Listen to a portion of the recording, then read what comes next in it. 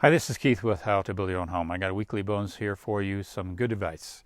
It's some advice you probably have never heard on YouTube before, but I think it's probably pertinent. As you've noticed in my channel, I really stress the management and the process, the systems to manage your own construction project. There are a lot of YouTube channel out there, a lot of other videos out there. They talk to you about how to do things and the DIY of putting a wall together, putting a door in. I'm more interested in the sequence. I'm really interested in the process and the system on how to make a construction project move as smoothly as possible.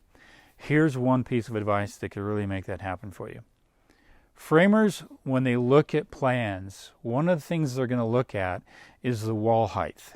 That's going to determine the cost it's going to cost them to frame a house.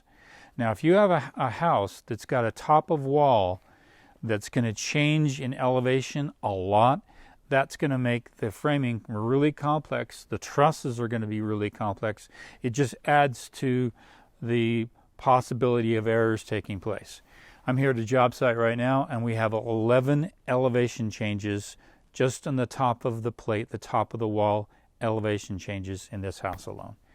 They say that one of the most efficient and cost-effective builds is a rectangular home that has the same wall height throughout the entire home.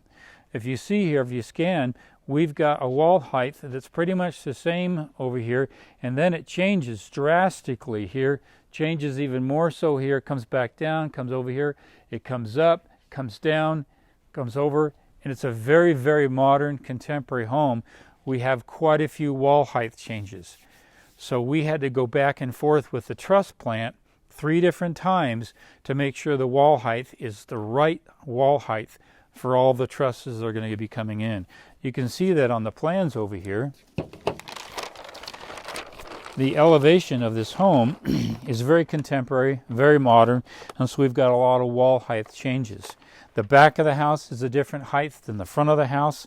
Each side is a different wall height. Even the garage. I have an RV park a garage, and then the next garage next to it, which is a double car garage, that's a different elevation. So if you can keep your elevations the same height, that's really going to help with the affordability of your home. It's also going to help with your framers.